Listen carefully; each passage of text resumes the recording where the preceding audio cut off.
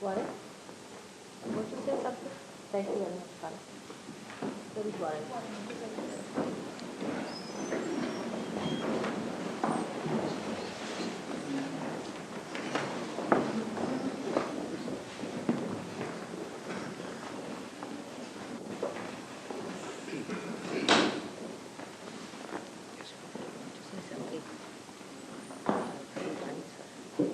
Bala has already given a nice introduction. They need not. He doesn't really. He's given a very nice introduction. I'll give it a couple of minutes and work it out. How it's spreading throughout the world. Something like that. He hasn't really. No, just general. He has, yes.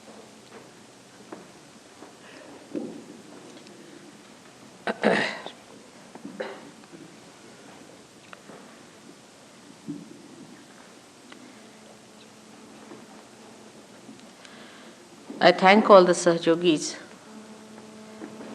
from Derbyshire and Birmingham for giving me this opportunity to talk to the seekers of this place.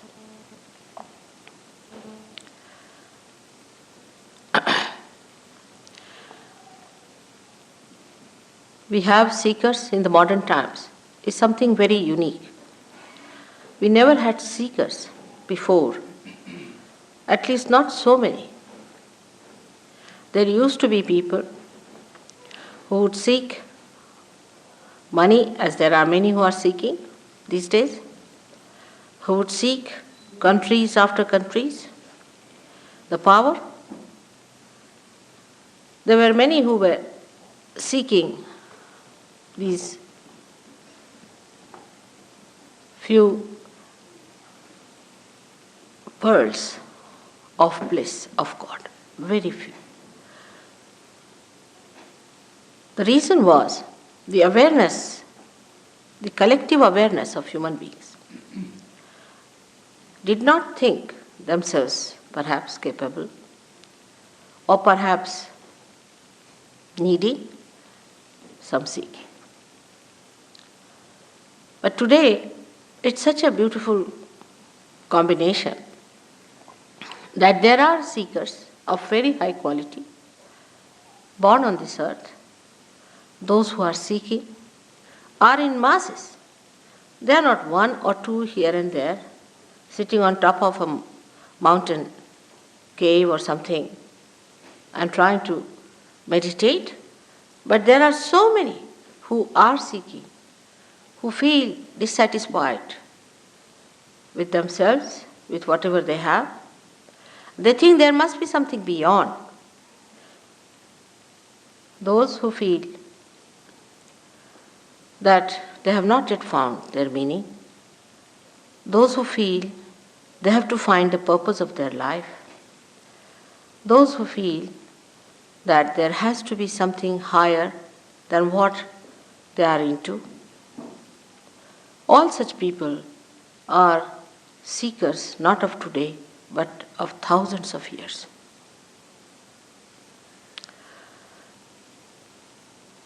At the time of Christ, there were none, I should say, because even the ones Christ took as his disciples, they were actually forced into it, and he had to go and seek them and find them out and tell them about it.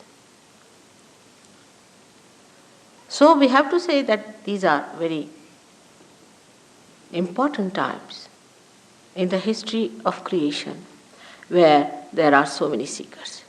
But the problem with the seekers today is this, that they don't know what they are seeking. They have no idea as to what to seek, how to seek, what to expect. It's an unknown area they are entering into. It's very unknown to them. And this unknown area which they are seeking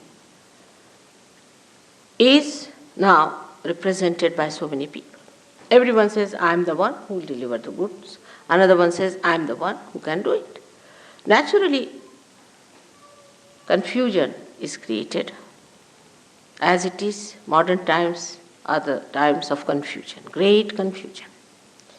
And when such a confusion comes in, then only we find out a great solution also, a permanent solution to solve the problem once for all. There has been never such confusion in the minds of human beings as it is today, as to the right or wrong. Never so much. Whatever was said, this was not good, they would do, knowingly that they are doing wrong. If they were good people, they would say, all right, this is good, we'll do the good. But everybody knew that this was wrong or right. They may do it. But today, no one knows what is wrong and what is right. Apart from wrong and right, it's much beyond that. You have to know yourself. Because this awareness is within us that we do not know ourselves.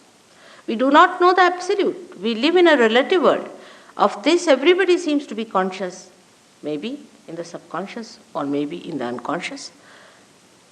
But definitely there's a feeling in every one of us that we do not know.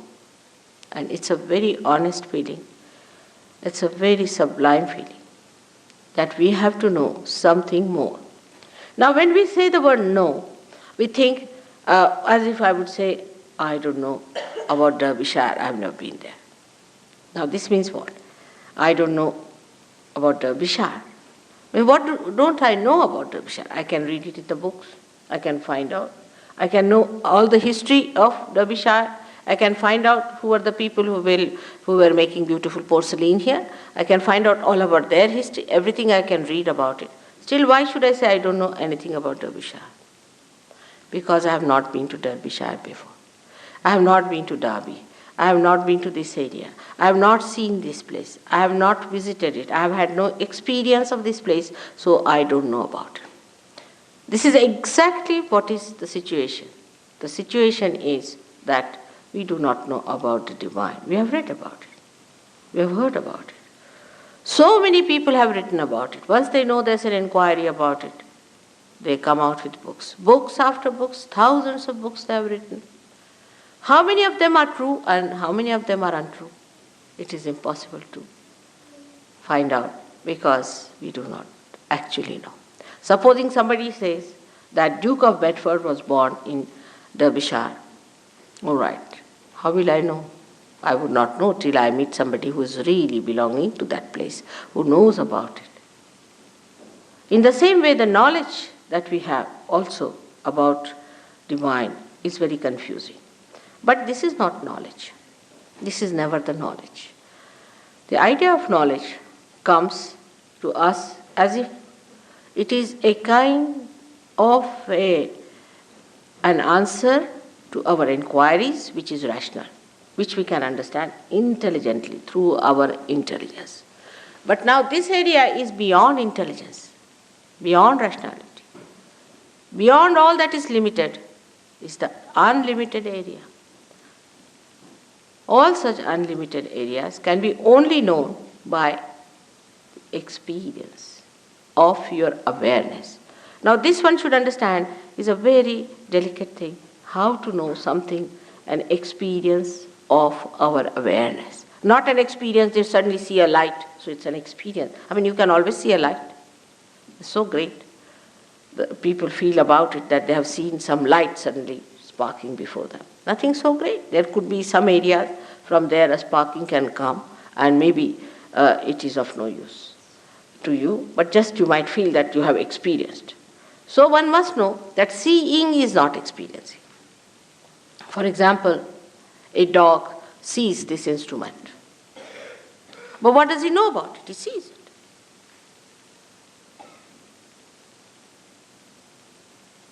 Awareness, the human awareness, has so many great things about itself compared to the animal awareness. For example, we can say the awareness of beauty, animals don't have. Awareness of cleanliness, animals don't have. Human beings have these built within themselves. They can feel it. They can feel it on their central nervous system. So whatever is your awareness is to be felt on your central nervous system.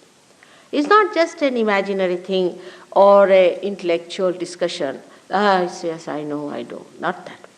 The knowledge should come to you through your feelings.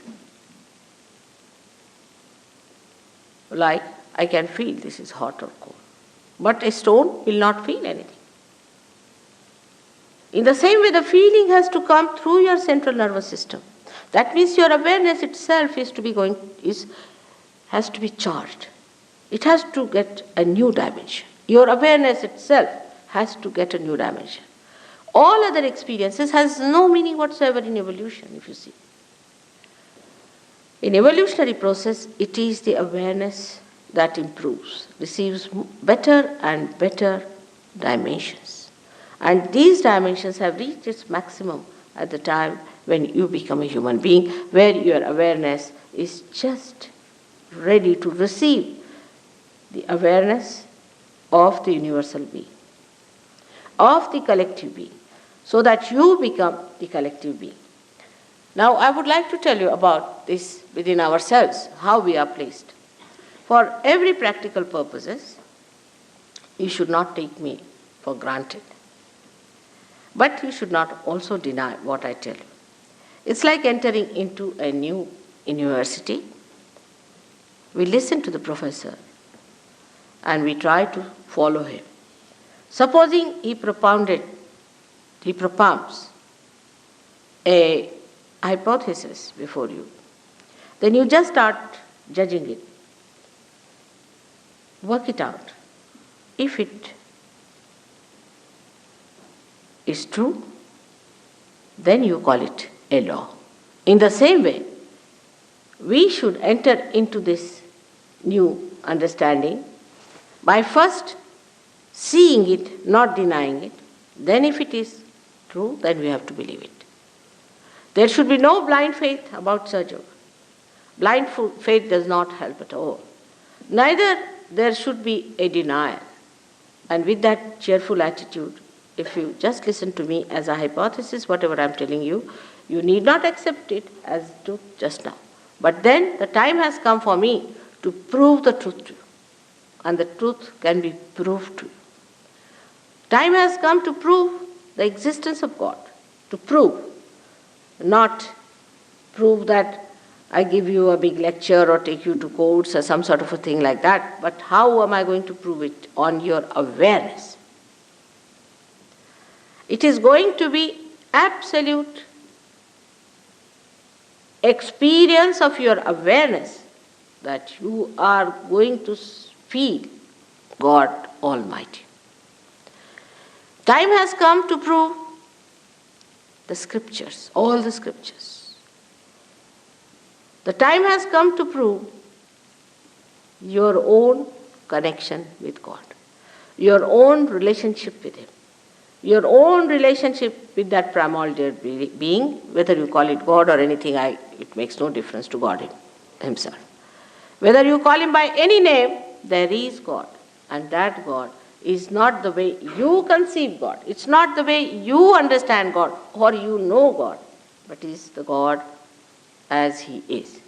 Unless and until you yourself feel Him, you are not going to believe in Him.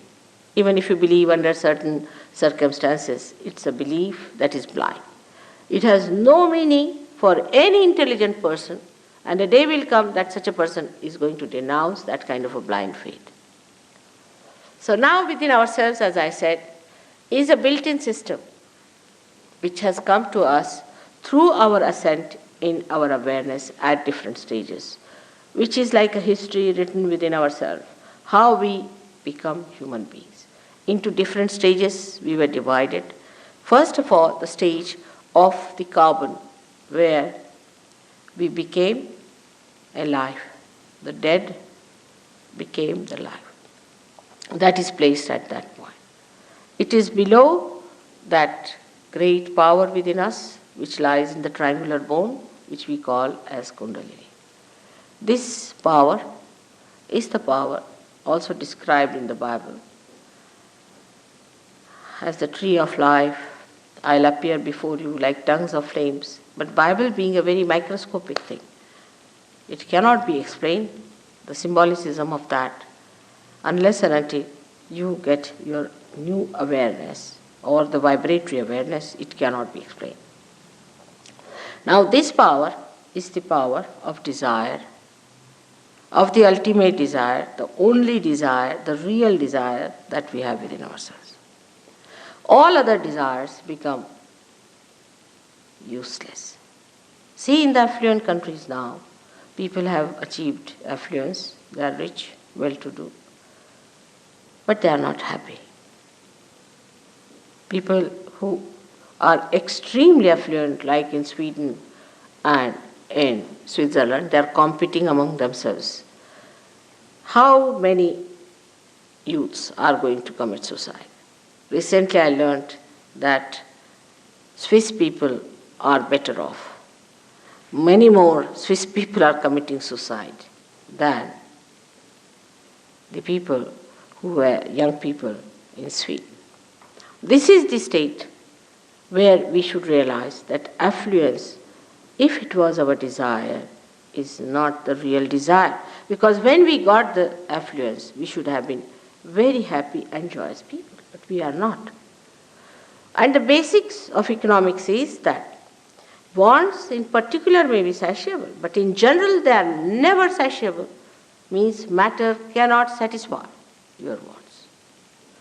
So what is the want? What is the seeking one has is hidden in this power, and that is the seeking to become one with God, the yoga, the union with God, what we call the baptism. In the Quran, it's called as the Peer. You have to become the Peer, the twice born. It is described in various languages, but the same thing that they have described is the same in every scripture. If you try to follow what it means, you'll be amazed that they all said the same things. Now somebody might say there might be some other methods, mother. It can be something else that can work it out. There's no other method, because this has been worked out for thousands and thousands of years within yourself since you became carbon, and is all arranged within you by nature. Like somebody can say that a seed has to sprout by some other method. There is no other method for a seed. The seed has got a primule, and the primule has to be awakened, is the only way it works out. In the same way, it is going to work out in all of you. This power is to be shaken within you. It is to be awakened within you. If it is awakened within you, it rises. But what is this power? This power is to become one with the Spirit. So this power knows that it has to become one with the divine. Now, we have so many other desires, so we should say, how is it related to that?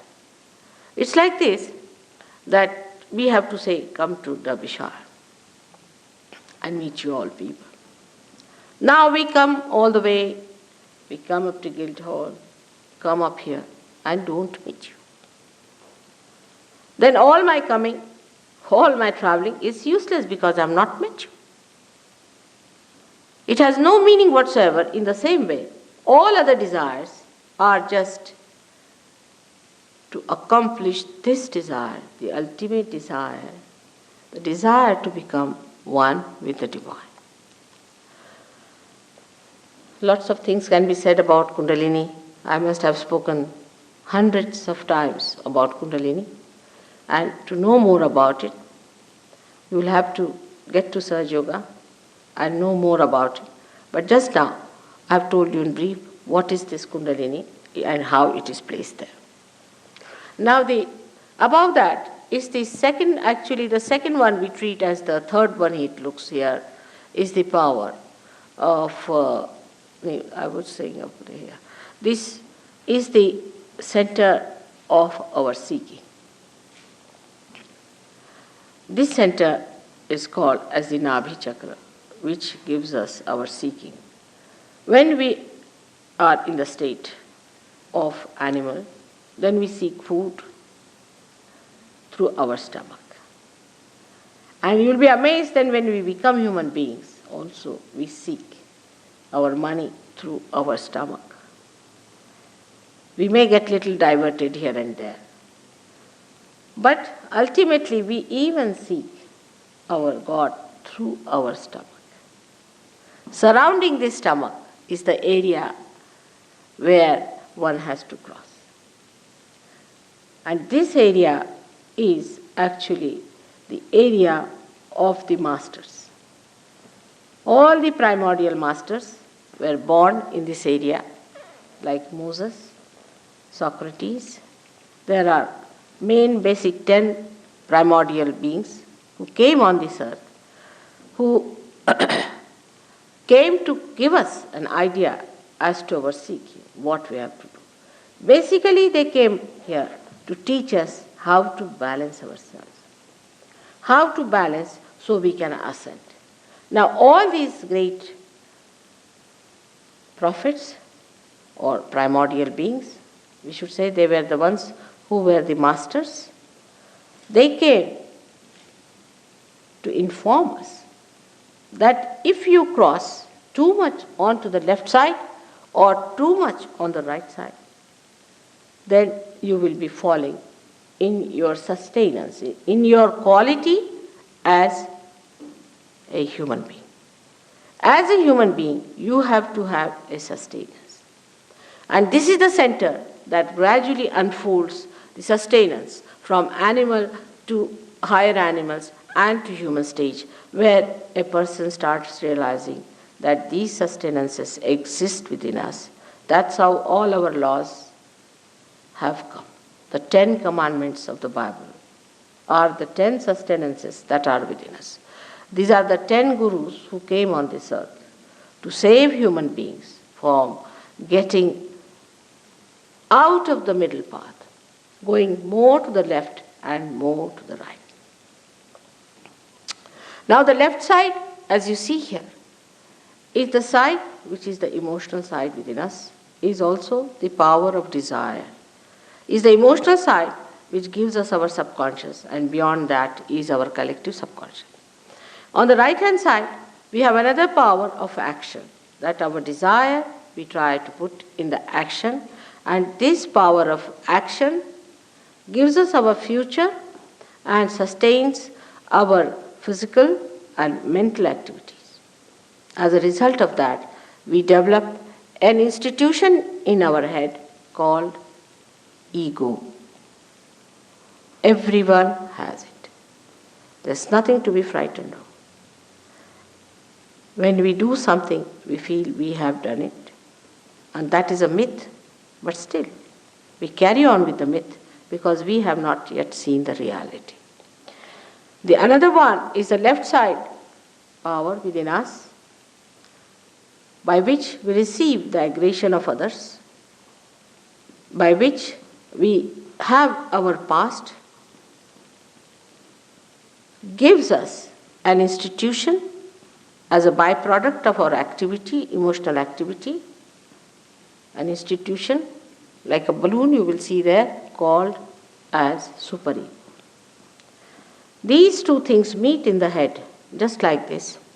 As you grow and a calcification takes place on top of your head near the fontanelle bone area, and this soft area which is pulsating in childhood becomes completely covered.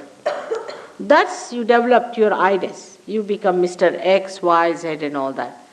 You develop your own freedom. This is the freedom that you have achieved to be Mr. X, Mr. Y, Mr. Z.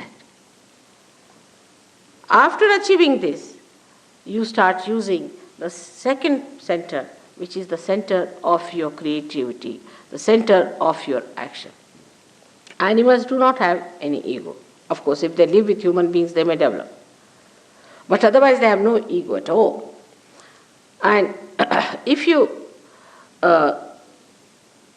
do something wrong, you feel hurt, you feel guilty. Animals never feel guilty. Because it is in their nature to kill another animal, it is in their nature to eat, so they never feel guilty. It's only human beings who say, oh, I should not have said this, I should have not done this. This is only human quality that we feel guilty. It is only human quality that we aggress others. So the second center comes into play by which you think. And you think about the future, you plan. Your physical, I think it's too much now. Can you stop it? Can't just better stop the light, it's too much. I've been having this all through, it's too much. And you think, for that thinking you require energy. And this energy you get from the cells of fats that are in the stomach, which are converted for the use of brain. And when this conversion takes place, this poor center has to work very hard. When you think, this center goes into action. It has to work very, very hard for one work only, and that is to look after the supply of fat cells. There's too many lights there. Can you put off these lights? Just on. Can you please put off the strong overhead lights? No, these three and four. These three just here. Just these three here. Or this series here. Thank you. Still these are very nice. These three, if they can put off, will be better. No, these three. These three are too much. They're so neat at all. There's three. What is that? I can see me otherwise. Can you not see me? It's like, you feel like shooting. So this center, that is what we call the Swadhisthana center, is a center that gives you your future, energy, to think of your future, your planning, which gives you energy to bring forth the manifestation of the physical labor or physical exercise or physical work. This poor center has to work for one work, to convert the fat for the use of the brain. Now, if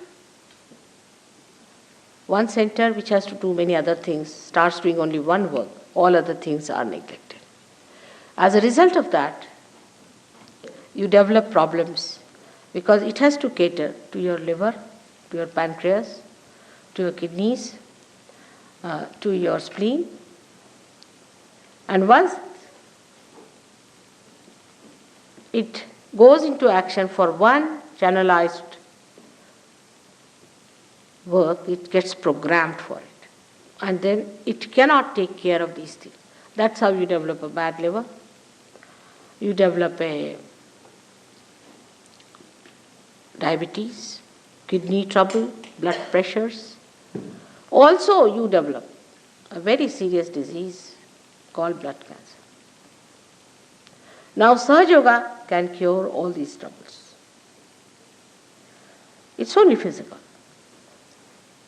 But it can cure even physical troubles, because if this center is brought to its normal behavior, if it is made to behave in a very normal way, you can easily cure all such diseases which come out of your overactivity, overthinking, over-imaginativeness. It's a very dangerous thing to always think about the future.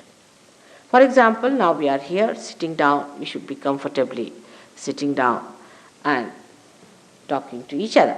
Instead of that, now we are thinking, what am I going to go do tomorrow, or what am I going to do when I go home, how am I going to cook, what am I going to eat, or how I am going to take my train. All these futuristic behaviors lead you to a very funny personality. You become so futuristic that you forget the past. I met a gentleman who forgot even his own name. He forgot the name of his father, he forgot the name of his mother, and also to the dismay of his wife, her name. And she started crying. She said, now what to do? He's forgotten everything. Now he is in a futuristic area. He just knows the future.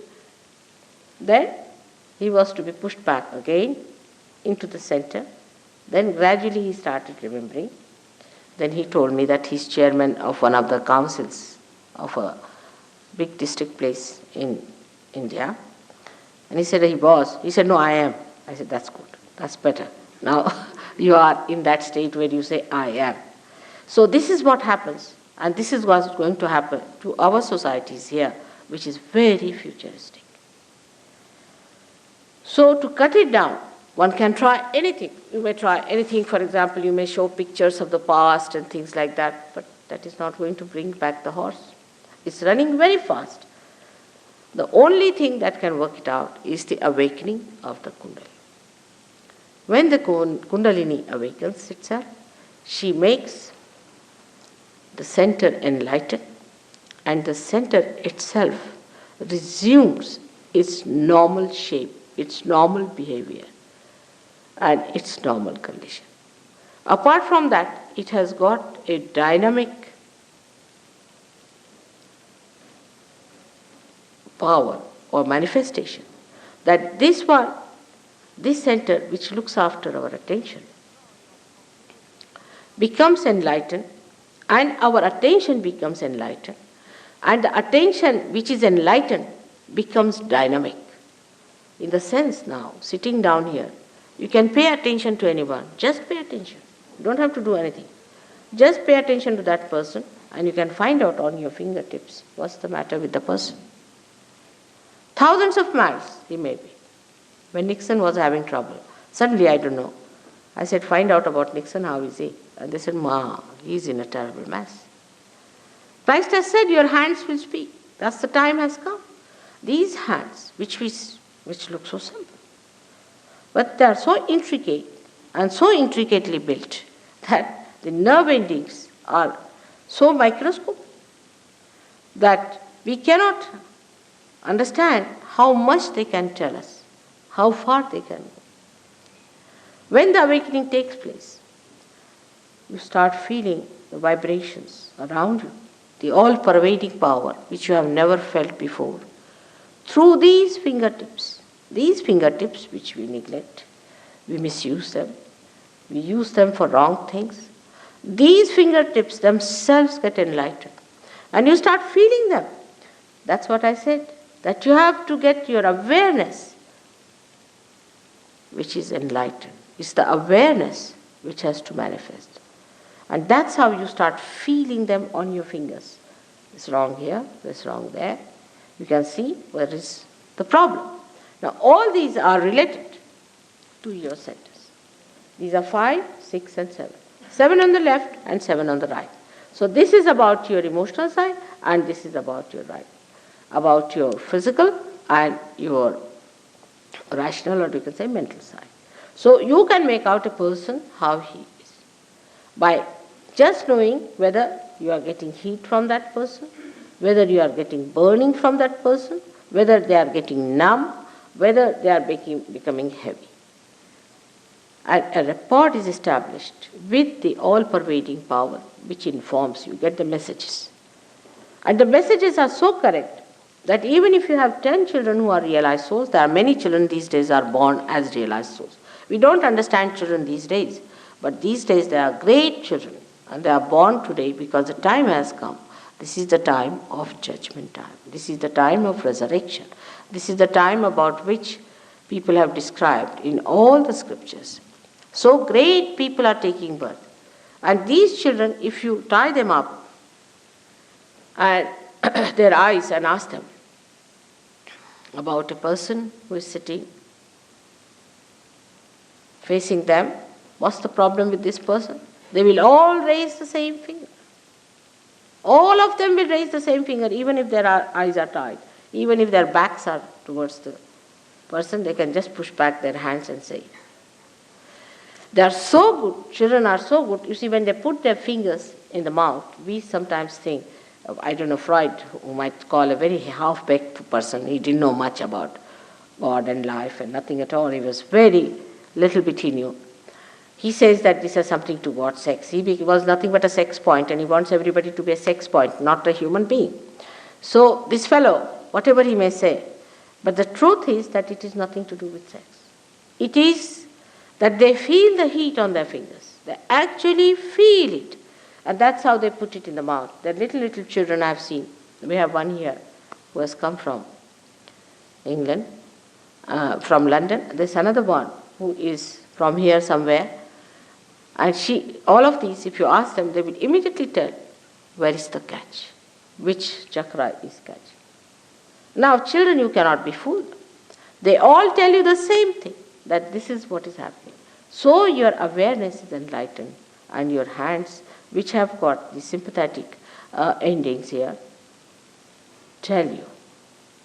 We can say that now, in our central nervous system, we can feel about others and about ourselves.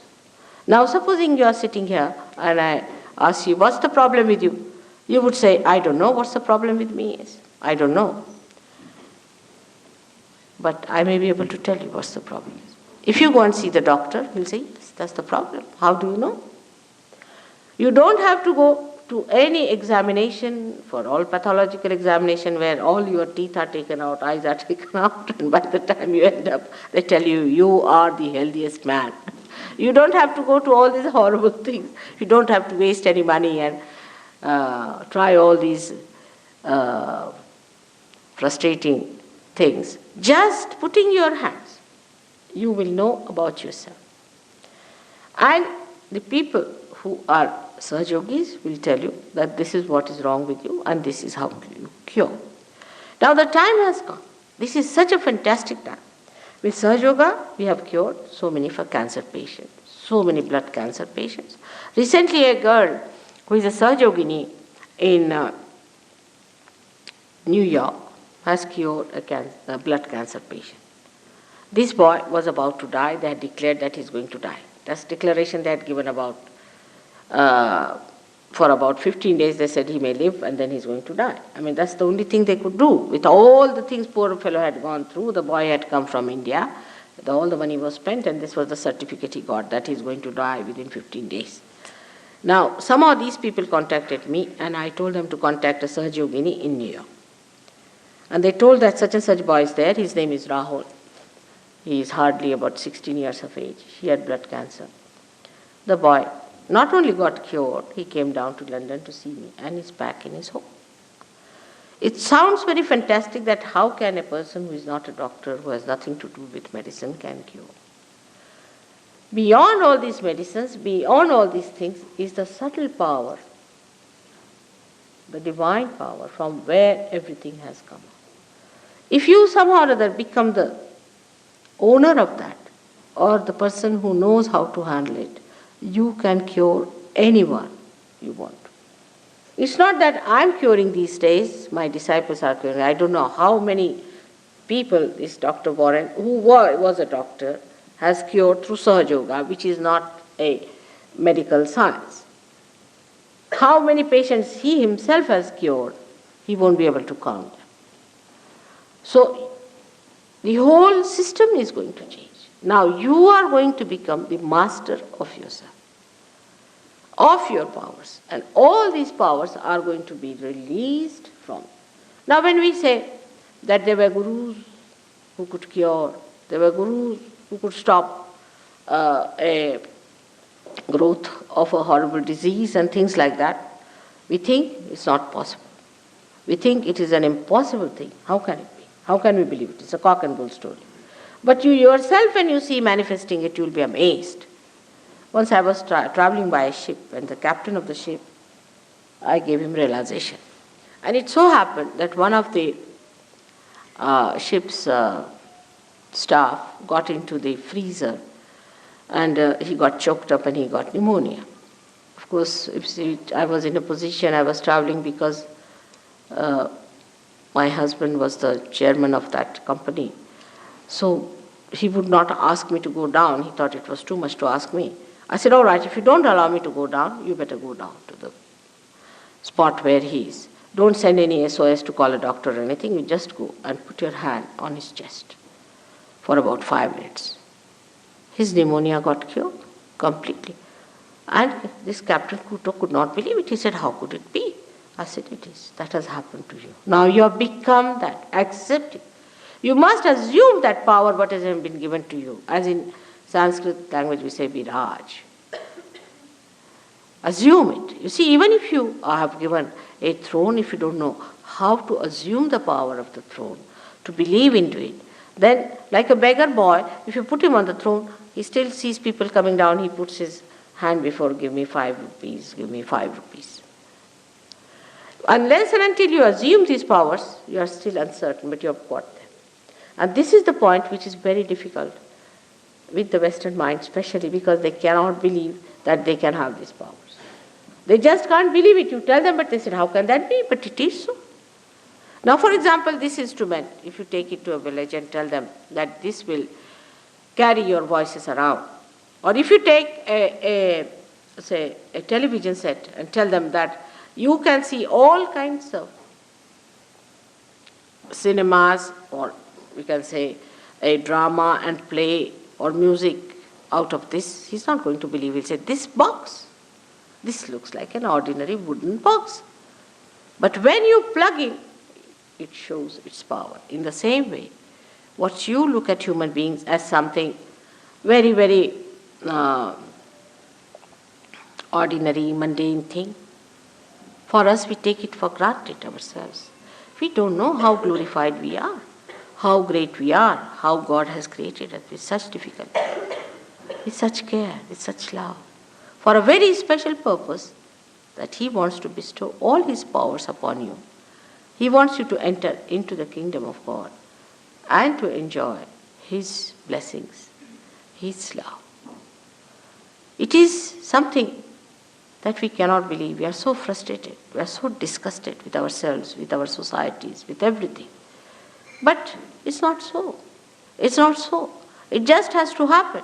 You are just to be plugged in to the mains, and it works, and it works. It has worked.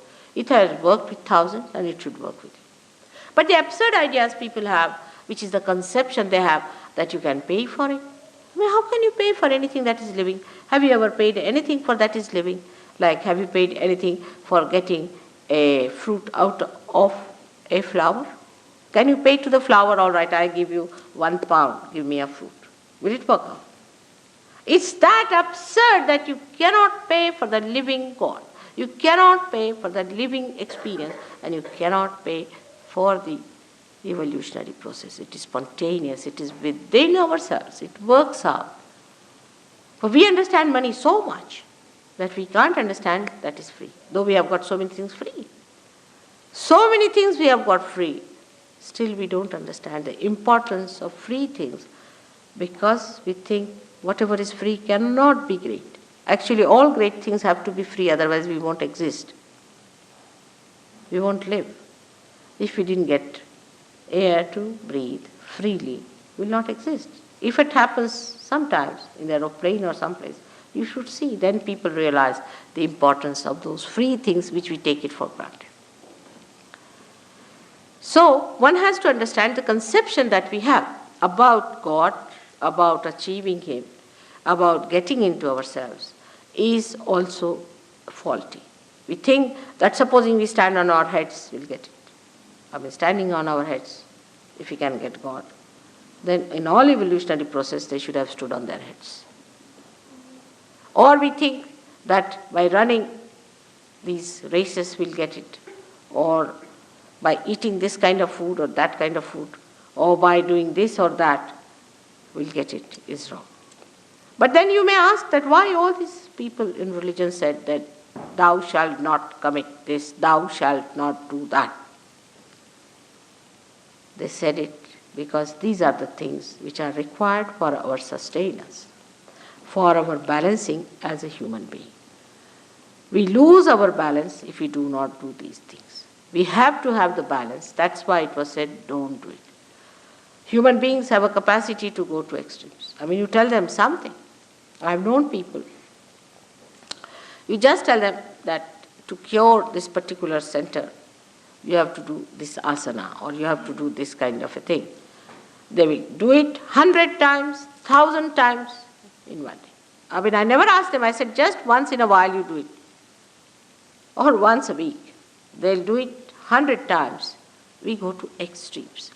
And that's why, to strike the balance, these people told us, don't do this, don't do that, don't do that. But then in our ego we say, why not? What's wrong? All right, go ahead. When do you tell the children, don't smoke? Why not? All my friends are smoking, I'll smoke. All right, go ahead. Smoke, get cancer, then you'll have a hole here, breathe through that. After some time this will go away, the nose will go away, and you will be moving like a machine looking at everywhere. You can't talk, you cannot live like a normal person. Then one realizes that, oh God, I wish I had not smoked. But in Sahaja Yoga we don't say don't smoke, because half of the people will buck off. We never say don't drink, never say anything don't. We say, all right, you are doing it, it's all right. Let this happen. As soon as this happens, you just give up yourself.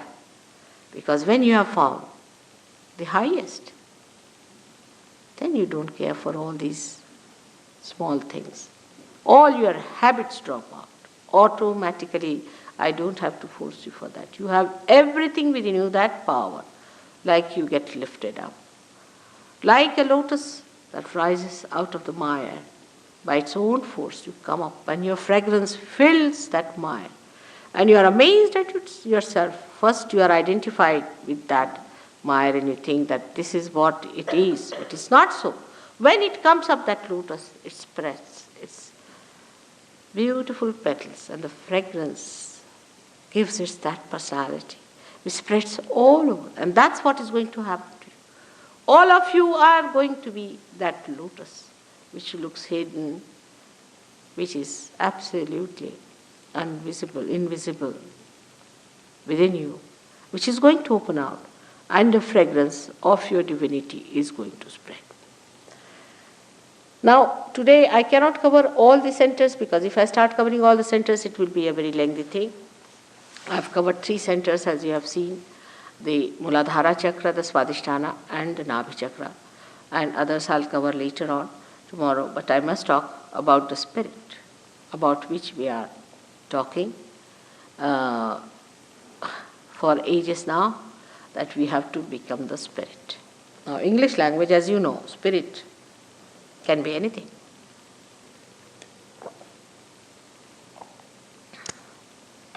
It's a very ambiguous word. Even to alcohols we call it spirits, even to the dead souls we call them spirits, and even to the spirit, that is BR, the pure being, which is called as Atma in Sanskrit language, we call the word spirit. Here I am talking about that spirit, which is the pure being within you, which is a detached being within you, which is the witness within you, which sees you all the time, which watches you, which resides within you as joy and happiness in the heart. It resides in the heart. This spirit is not in our conscious mind, is not in our central nervous system, is not under our control. To give it an analogy, I say that the left side within us is like the brake, and the right side is like an accelerator in a car. Now, in the car, we are learning driving, sitting in the front seat, and there is the master watching at the back and seeing the whole play. Now, what you do is to go to the left, means sometimes you put the brake, sometimes you put the accelerator, make mistakes, and then you learn how to drive. That learning how to drive is the wisdom part of it, which comes to us through balancing our lives. Balance is the most important thing to begin with. But even if you don't have balance, I have seen in Sahaja Yoga very imbalanced people get into the balance. Now this balancing, left and right, or say of the brake and the accelerator, gives you a position where you can say, now you have mastered the driving. But still there is the master sitting at the back. Then you become the master. The master is the spirit within you. You become the spirit and you start watching yourself as a driver. The whole thing becomes like a play, like a drama. That you separate yourself and start seeing everything happening before your eyes. Everything happening just like a drama outside you. And you are not the part and parcel of it. So you enter into the area of your axis and the periphery loses its impact on you. You become a person who is silent, blissful, quiet, and sees the periphery, the movement of the periphery, but you are not in it. That's how you become the master. That's how you become the prophet. But Sahaja Yoga today has a power to make the prophets out of the men of God, and these prophets will have power to make others prophets. So says William Blake, the great poet of this country. And that's exactly what Sahaja Yoga is. He predicted it 100 years back, and today if you come to Sahaja Yoga, you will be amazed what you are. Whatever he has predicted about England being the Jerusalem of tomorrow, that tomorrow is today.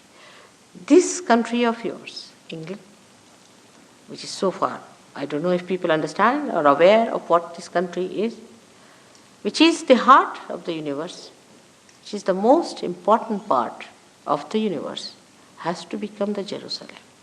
For that, the Englishmen have to come out of their inertia to see what are their potentials, to rise up to that point, and that's going to work out.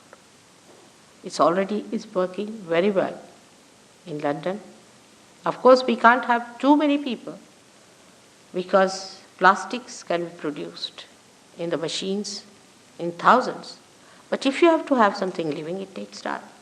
But once it takes time, once it comes to its maturity, I'm sure this great country is going to assume that status of becoming Jerusalem, the place of worship, where people have to come to worship. It's very surprising. Things are happening with Sahaja Yoga. The flower daisy, which never had any fragrance, if you go and see now, is having fragrance. Most of the English flowers had no fragrance. They were known by that. Most of the flowers are now having tremendous fragrance. You can see for yourself. All these things are working by nature, are worked out, they are coming. What about human beings? Where are they? What are they doing? Where are they lost? This is a very sad thing. I came to London just by chance, I should say, or maybe that is prearranged. My husband got elected to this job, and he had to come. And this agency of the UN is only placed here. It's in England. It's nowhere else. You have only one agency of the UN. That is in England, for which my husband got elected, and so I'm here. Otherwise, I don't think I could have come here like a guru, because I don't have any other interest but this. And I could not have come here otherwise, because uninvited I would not come to a country. But I came here as an invited person. It's all working out. Only you people have to work it out yourself and understand not only the dynamism, the vitality, but the greatest importance is that at this point you are standing on the verge of destruction or construction. And the English people have a special place. They have to rise up to it because they are the cells of the heart. I'll have this lecture tomorrow again. I hope you'll come and make it comfortable. Sorry for my throat. I've been speaking day in and day out every day. Thank you very much. If you have any questions, I would like to answer them.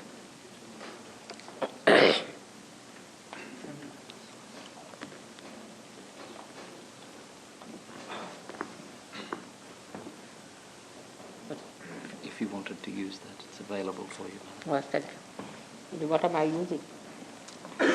Is it not? This is not, is it not? Yes, it is. But this is additional, is it? Thank you.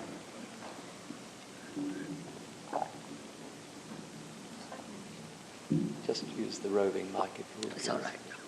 It's too much Shuddhi. Too much Shuddhi. Can I have answers, questions from you, and then I'll answer.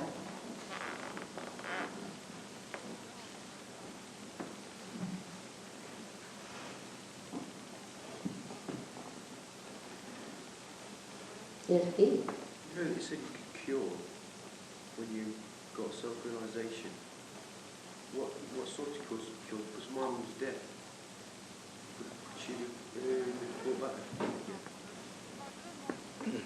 You said you could cure with after self-realization. His problem is that somebody has died. My mum was dead. His mother is dead. He wants to know if you can... Why? Oh, deaf. Death. I beg your pardon. Deaf. My apologies. Can you fix that hearing problem? You see, this question is such that it makes you feel that I am a person here to cure everyone. You are sadistic. It's a byproduct of awakening of the Kundalini, you get cured. I'm sorry for that you have misunderstanding that I'm here to cure all the people. I should settle down in a hospital. The main thing is Kundalini has to be awakened to get you cured. Alright? If your mother was here, we could work it out. But the main thing you must understand that God has a lot of common sense, as we have. And He is only interested in such lives as we are, which will work out His work. Those who are, say, very sick people, extremely sick, can get cured in a second. You will be amazed, I'll tell you. Our President of India, he went to America for his treatment and it failed. And he was going back to India. And I went to see him as Mrs. So-and-so. But the High Commissioner told him that I'm so-and-so, and he had heard my name in India. His wife said, why don't you cure my husband? And he was just on his last. They had prepared everything for his last rites in India. I just put my hand on his back for 10 minutes. You won't believe. He had not slept for days together with pain. He said, my pain is to leave, go to sleep. And he got up, he was perfectly alright. He walked down, people had brought stretchers and things, he just walked down, they couldn't believe that. But this has happened because he is going to be used for the work of God. In our house, if you have lights, which are never going to give light, we don't bother about them. We sell them in the jar. In the same way, the divine doesn't cure people. All of them. It does. Many. Thousands. But some of the people who are very sick, it says, all right, you go through the second cycle, all right? Come back purified, rested, and then it works out. So not necessarily that everybody will be cured, not necessarily. But so many have got cured, and it has worked. But that's not our main job, is to give cures to people. No, it is to give realization to people. And as a byproduct, as you said, of course, if she gets realization, her deafness will work. Many people have cured their deafness. Not only deafness, but even bald-headed people have got hair. He had no hair on his head when he came to me. But I don't say that after realization and before realization is so tremendous that it's better to take photographs before realization and see yourself come sometimes after realization. People, see, they have got their photographs before realization and thrown them away. It is different. But the main thing is not curing, it's the self-realization. That's the thing. And age has no problem. Yesterday, I think in Birmingham, we gave realization to somebody who was a very, very, very, very old man. So age has no consideration, health has no consideration, nothing of the kind. Everyone can get it and should try to get it. Alright? So if you can get her, we'll work it out. But I don't promise it. Alright? May God bless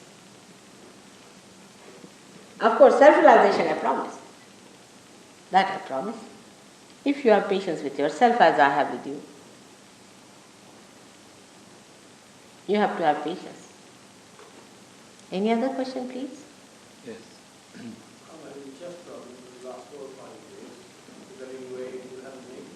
What is the problem? I've been having chest problems for the last 4 He's or had 5 chest years. problems for the last 4 or 5 years. Is there any way in which you can help him? Of course, that can be helped.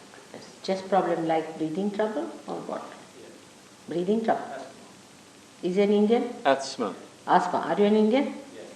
Ah, Indians, they take so much bath. They still think they are in India. Every day take bath in the morning and then go out, isn't it? That should not be done. This is England.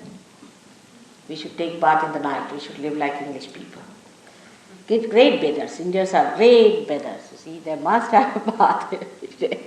Whether it is 0 degrees or minus 12 degrees, they must have bath. You see, it's a habit formation they have got. They don't feel all right without a bath.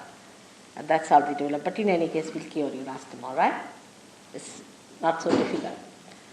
But one should not take too much bath in England. I would suggest that if you want to take bath, take it in the night, as the English people do. This is a very treacherous climate. And if you take your bath and get out of your bath, you are definite to catch these troubles in the chest. Not only that, but arthritis and all these things come out of this. This is very indiscriminate in this country. The climate is such, you have to be careful. I mean, one should not postpone bathing forever. Because you see, when I say something, I must give the other extreme also. But we are great bathers, no doubt. You see, personal cleanliness is too much with Indians, too much. But general cleanliness, or you can say the collective cleanliness, is more here, you see. Like mowing the lawn and looking after the cleanliness of the roads and all, much better. I mean, we have to combine these things, is important. That can work out, all right? Asthma is not such a problem. What else? In what way does it work out? We have a center within us, which is the center of Sri Rama. On the right hand side, we call it the right heart. And if we can cure that center of yours, we'll be all right. All right? Yes. We'll work it out. We'll tell you how to do it. How many thousands of years does the yoga date back from? And approximately, in Indian culture, and approximately how many thousands of years? How many thousands of years does the yoga date back from, she said? Which yoga you mean? Yoga has been there. The spontaneous yoga has been there throughout. You see, what is spontaneous is living. And the living process has been there throughout. So, we cannot say when it started. We can say when it got separated. When God and His power separated, and God started watching the whole thing as a witness, the God Almighty, and His power started working it out. It created all the universes. It created our universe, out of which it created now human beings. And now it has to become one. Again, that creation has to know its creator. 1, 2, 3, 4. There have been always few people getting this connection. But today is the time for a mass evolution. So, for a growth of life, you cannot give any time.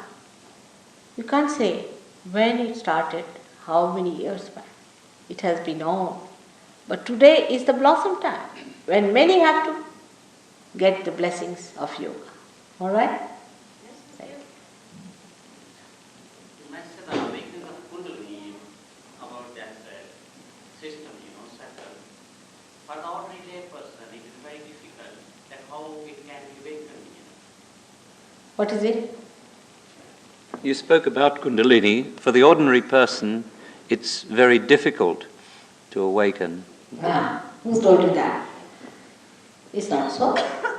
You see, it is these abnormal people, when they talk about Kundalini, they call it abnormal because they don't know how to do it. It's the easiest thing to do. It's the easiest thing to do if you are an awakened person. Even a child can do it. It's those people who say that Kundalini is very difficult are the people who have no idea of Kundalini at all. They are not masters. For a master, what is difficult? And even an ordinary can become a master. Then what is difficult? These are not masters. These are people absolutely naive, money makers, useless people. They write books without knowing anything about Kundalini. They are the misguiding people. It's the easiest thing to do. Just under your hand it will move, you will see it moving up, and you will see it pulsating on the head. It's not at all difficult. I told you it's the most vital thing that has to happen. And all that is vital has to be free and easy, Sahaja. Why? In India we had Nanaka who said, Sahaja Samadhi Lago. Sahaja Samadhi Lago. Nobody said it is difficult. Kabira never said it. He said, Pacho, Pachiso, Pakada, Bulau, Ek hi dora bandhau. I'll get 25 people together and put them onto one thread. Those who had the authority always talk like that. Nobody said it is difficult. It's only these people who do not know the job, who have no authority, talk like that. Don't believe that. It's the easiest thing to do. You will see yourself. But supposing it is easiest, then why should we deny? Supposing I have got the diamond for free, won't you see it? Won't you have it? Or are we going to feel, oh, it's very difficult, how can I do it? When I am saying it is easy, you don't have to pay for it. Alright? But how do you think that What's it? without the purification of the body and without the purification of the mind, it can work, you know? No, that's correct. Sit down. Sit down. Alright, please sit down. I'll tell you. That's the method people try. It doesn't work out better. Say your car is something wrong with your car. Alright? Now, can you clean it from out sitting inside it? Can you put it right? You have to get out of it. So first the Kundalini rising has to be done. You see, people have confused it. Even in Hatha Yoga, where there are Ashtangas. First thing is Ishvara Pranidhana, first establishment of God. First you are to be connected with God. Even in Christianity you are to be baptized first. Of course it's an artificial one, forget it, but you are to be baptized. Even as a Hindu you are to be Christian in a way, what we call a Yajnopavita is done at the age of 8 years. That's what realization is. Or Muhammad Sahib and all these people use Sunta, that's the same thing. So the first thing is to get your realization. It doesn't mean that you become a master. But awakening of the Kundalini, and then with the growth of the Kundalini you become a master. This was the real process, but they have put it upside down. How can you cleanse yourself? Unless and until you get out of it. Supposing my sari is spoiled, I have to take out my sari and clean it, isn't it? And that's why it is difficult. That is it. It's a confusion they have created. And don't believe in all these stories. If you try to suppress your ego, it will sit on your head. Never it will run out. If you try to suppress your superego, it will never help. But here automatically it happens, and how it happens I'll tell you tomorrow. By awakening these deities within yourself, these things are sucked in. Kundalini awakens, and last of all, if you want me to confess, there's something special about me that I can do it. Must be something.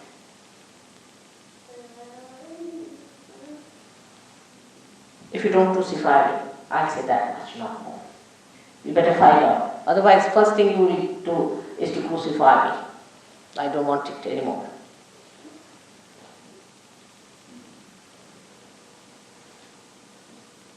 All right? Thank you. May God bless you. Yes, my child. Mother, how can we help ourselves and help each other to open out our hearts and become more connected? It's not any surgery needed for that. In Sahaja we have techniques, divine techniques by which we open our heart. The confusion is on another line also, and this confusion has led us into problem. You see, the confusion is about how our relationships should be to ourselves, to others, and to the society.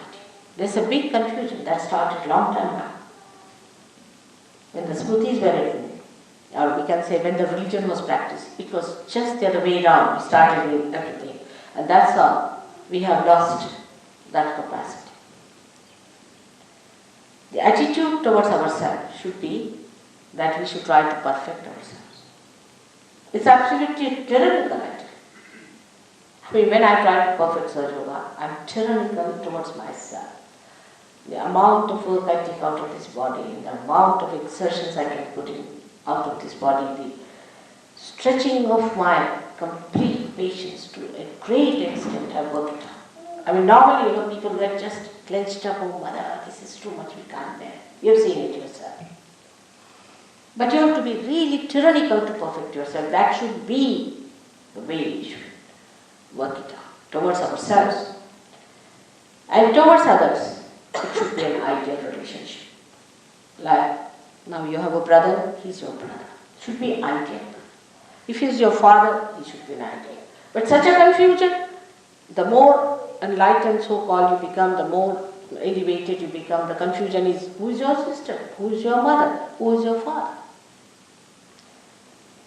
Then the relationship between the Sahajogis also becomes confused. You are Sahajogis, you are all prophets. You must respect each other. You are all prophets. You speak the same language. You have to love each other. It's not rational, it has to happen to you because the relationship has to be established. That relationship, that ideal relationship. So many people now, you have known that, get angry with me whether you are too patient with the surgeries. But they are my children. I have to perfect myself. And my relationship with them should be ideal. I have to go to a great extent for cleaning them so that they come. So relationship with others should be ideal. Are you an ideal father? Are you an ideal mother? Are you an ideal sister and a brother? Are you an ideal citizen towards others?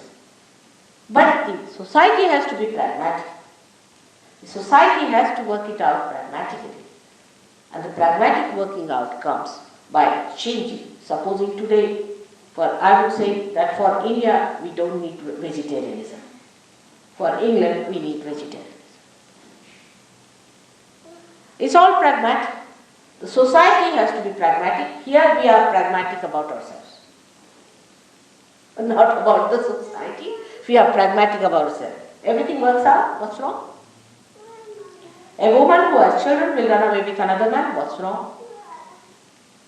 Or a woman who has children can sell the country for the sake of her children. What's wrong?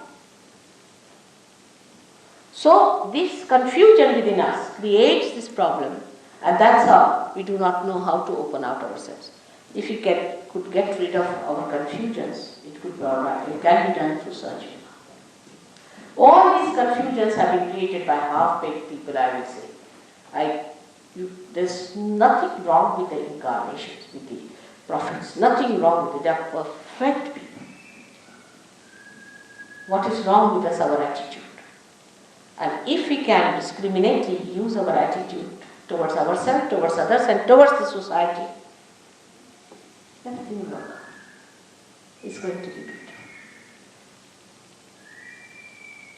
Because of this confusion, our heart is closed.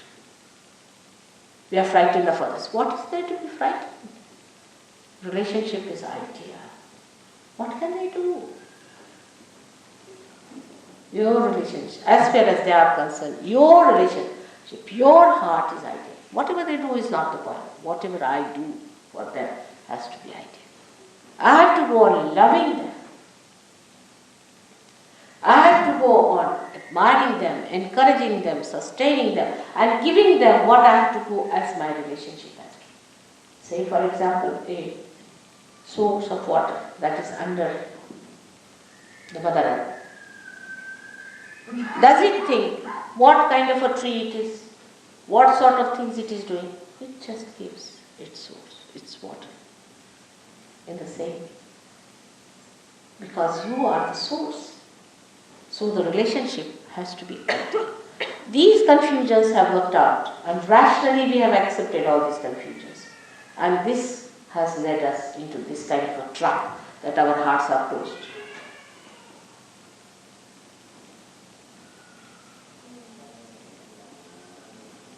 All right?